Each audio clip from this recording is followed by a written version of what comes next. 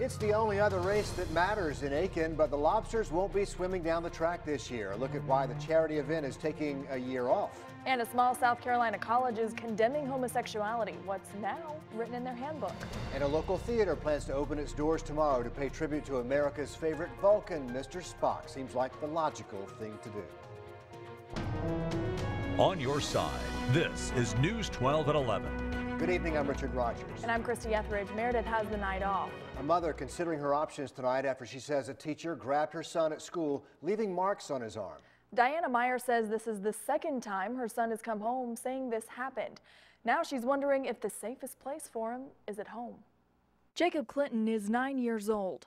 He's in the 3rd grade at Copeland Elementary, but he says he's afraid to go to school. Why are you scared to go to school? Tell her. Because of them teachers. What do the teachers do? They grab me.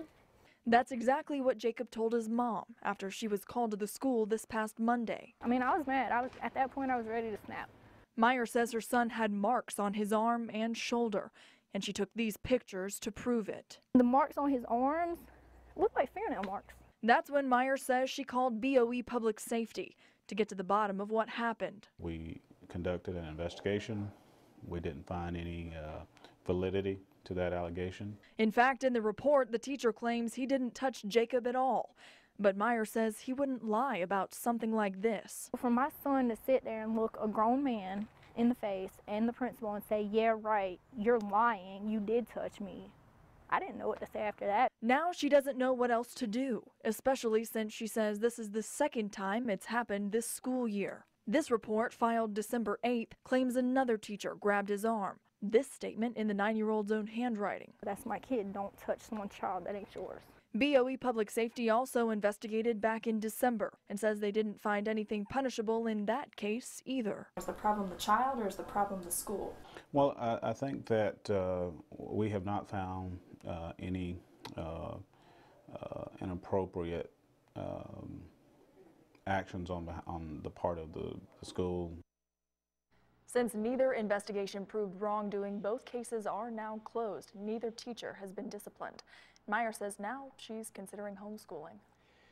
More than a year since the ice storm, Augusta is still getting money back to cover the cleanup costs. GEMA sent a check to the city for $3 million. The agency says it's waiting for a ruling from FEMA before possibly releasing more money to the city. Augusta spent close to $18 million for cleanup. Scott, luckily all that is a distant memory, and right now we've got a weekend to plan. We do have a weekend to plan, and there is no threat of there being any ice in the 7-day forecast. Things are finally going to be warming up a little bit closer to where they should be for this time of the year, but the next couple of days are going to be on the cooler end because of some rain chances. We're going to start the day with some cloud cover, and well, we're going to be seeing that cloud cover through the day. We'll start off the day around 34 degrees, warming up into the 40s and likely into the lower 50s then by the afternoon. We'll have the full forecast coming up in a few moments. Georgia Power says the cost of expanding Plant Vogtle is more than $1 billion over budget now. A document filed today with the State Public Service Commission says construction costs have reached about $7.5 billion, well beyond the estimated cost of $6.1 billion when the commission first approved it back in 2009. The commission will have to decide whether to charge Georgia Power customers for the extra cost. Phase 1 of an undercover drug operation is complete. The FBI says these 5 people and a 6th are facing charges after a drug bust in Jefferson County. The small town of Wadley saw a lot of action yesterday, action they're not used to. After an eight-month investigation, state and federal drug agents say they seized cars, drugs, and drug money. The investigation shocked the town's mayor.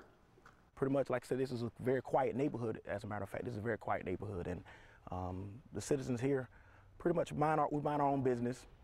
Agents say they worked with deputies and officers in 6 counties. Again, investigators say this is just phase 1 of their operation and more arrests are on the way. A small South Carolina Christian college is condemning homosexuality. Erskine College in Due West released a statement saying homosexuality is a sin and marriage is between a man and woman. The school says it's its position, but they have not asked any gay students to leave the school. Last year, 2 male volleyball players at the school revealed they're gay. The school says releasing its position does not have anything to do with those students. A new study says U.S. hospitals are at a larger risk of active shooter incidents. Recent incidents like the fatal shooting of a surgeon in Boston have a lot of hospitals ramping up security. Researchers at Brown University found an increase in the number of active shooters at hospitals. The study says the shooting takes place at a U.S. hospital more than once a month. It suggests hospitals put in panic buttons, cameras, and have armed police in the building.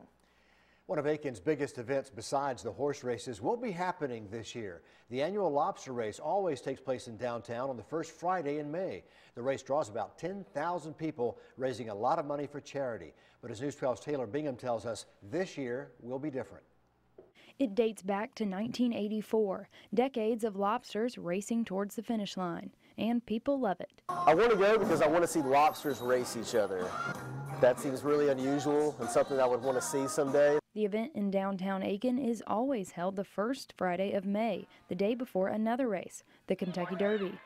What once was a small reunion is now a large festival and a quirky tradition in this horse racing town. It probably pulls in a bunch of people to come see downtown Aiken, which is nice. Enjoy downtown Aiken, and I don't have many reasons to go to downtown Aiken, so that's a good draw to get me to go there. Lewis Brinson has always wanted to see the annual lobster race, and this was going to be the year. I was pretty dead set on going this year. We wanted to go last year, and something came up, we missed it, so I was looking forward to it this year. But these guys won't be running after all. The 31st annual event has been rescheduled for May 7th, 2016, the same day as the Kentucky Derby. Organizers want a better plan to deal with crowds and security. And the big winner? You'll have to wait until next year. Yeah, I've always heard that the people that have gone say it's a blast. That's why I'm really disappointed that they canceled it this year. I really wanted to go and check it out. Are you hoping to go in the future? If they did it again, I would go in the future, yeah. Races started back in the 80s. Organizers have donated proceeds to support all kinds of charities, from Hitchcock Healthcare to the Aiken County Special Olympics. And organizers are already saying next year's will be even bigger and better. Yeah, and tied to the Kentucky Derby, so they'll do some of the races before the Derby and then some of the races after the Derby and just make a weekend out of it. Yeah. I know a lot of people will miss it this year, though. Oh, definitely. That's the reaction I heard from most. Kind of surprised to see it go away for a year. Thanks, Taylor. Some Atlanta college students have decided to spend their spring breaks in Missouri instead of on a beach. The NAACP says dozens of Atlanta area students are planning to help with the voter registration drive in Ferguson. Officials say the trip is meant to show how voter engagement can lead to change. Ferguson's local elections are on April 7th. And the show will go on for Bill Cosby. Tickets are still on sale for his show tomorrow night.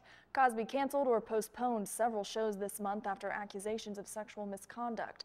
But the one in Augusta is still a go.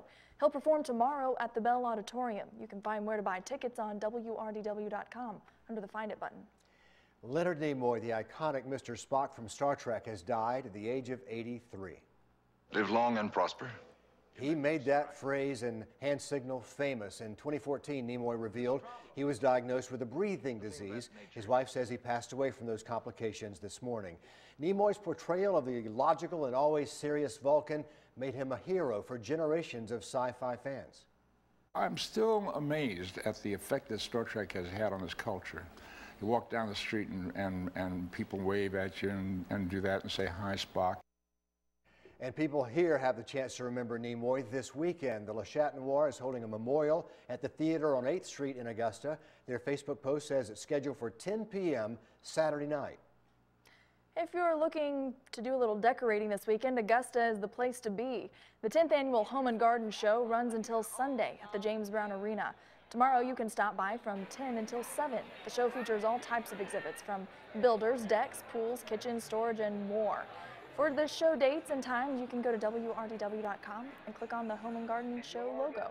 Looks like it's got everything you could ever possibly need. And then some. Walk around the arena, get so many ideas about things you want to do around the house. I don't know what that was, but it looks like a motorcycle, which could be great for the garage. You never know. Well, a lack of funding at the Department of Homeland Security, that could have cut paychecks for workers, including TSA agents. What Congress is doing to avoid a midnight shutdown there. And for people who believe in God, researchers say they found an interesting train, why they believe believers are more likely to live on the edge. And be sure to keep up with the latest news updates on both Facebook and Twitter. Just head over there and search WRDW News 12. We'll see you there. And also coming up, we'll have the weekend forecast that includes some rain for at least part of it and an unsettled week for next week. right, next week, not too bad. Thank you, Scott. If you're interested in getting some lunch this weekend, served by some friendly faces here at News 12, be sure to stop by the 14th Annual Empty Bowl Luncheon coming up Sunday from 11 in the morning until 2:30 in the afternoon. Some of us from News 12 will be serving the meal at the Legends Club on Washington Road, and all the proceeds benefit the Golden Harvest Food Bank. New location this year, the Legends Club on Washington Road. Oh, so good to know. Hopefully we'll see you there. Congress working to avoid another shutdown. This time it's the Department of Homeland Security. We'll tell you what they agreed on to beat a midnight deadline. Plus a shocking crime where two 12-year-olds attack a friend. When one of the girl's lawyers says she wasn't responsible, a fictional horror character was.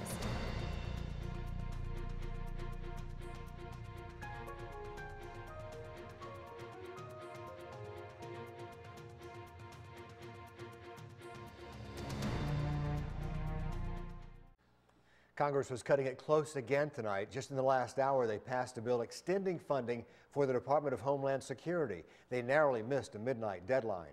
As CBS's Craig Boswell tells us, the agreement funds the department for 1 week. See?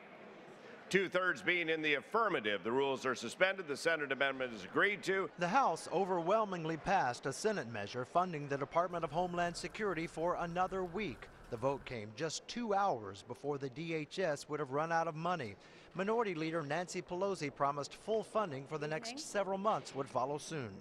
Your vote tonight will assure that we will vote for full funding of the Homeland Security next week. Earlier, the House defeated a plan to extend funding for 3 weeks. Conservative Republicans wanted the bill to include provisions to block President Obama's executive action on immigration. We must stand up against the administration's overreach on immigration.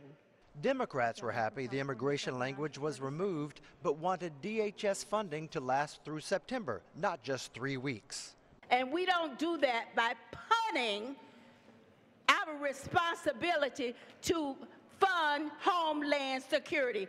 The deep divide over Homeland Security funding prompted the Obama administration to circulate a document outlining what would happen if Congress didn't pass a funding bill. The Department of Homeland Security includes Customs and Immigration, the Coast Guard, Secret Service, and the TSA. But the full department won't ever fully shut down. About 85% of its employees are required to work whether they get paid or not. Craig Boswell, CBS News, Capitol Hill. The Senate has already approved funding for the DHS through the end of September. An attorney for one of two Wisconsin girls accused of stabbing a classmate is asking for her charges to be downgraded. She says she believed the fictional horror character Slender Man would kill her family if she didn't attack her friend. In the documents, the attorney says she actually believed the character was alive, and that's why she did it. All the girls were 12 at the time of the attack last May. The victim survived 19 stab wounds. Police are investigating the shooting deaths of 7 people in Missouri. There are reports tonight that after finding his mother's dead body, the gunman went on a shooting spree. Investigators are not confirming if the shooting happened before or after Joseph Aldridge found his mother. She died of natural causes. Police say Aldridge shot and killed 7 people, hurt another one, and killed himself at 3 nearby homes. House Speaker John Boehner is inviting the Afghan president to meet with Congress when he visits Washington next month. Boehner says the speech will give the newly elected president a chance to talk about the future relationship between the U.S. and Afghanistan. It comes as U.S. troops withdraw from the area and Afghan forces take over security for their nation. The speech is set for March 25th. Sports coming up next, and more at stake than ever on the basketball courts. Still a bunch of area teams hoping to bring home some hardware. From the Georgia Independent ranks, the girls of Westminster have been a surprise squad most of the year. Now a battle in the semifinals against Bullock. Some say they may have overachieved and are hoping a shot at the championships would be in the cards. Kevin's next with a busy Friday of sports. Okay, researchers say they found an interesting connection between God and risky behavior. Why they say believers might be more willing to do things like jump out of a plane.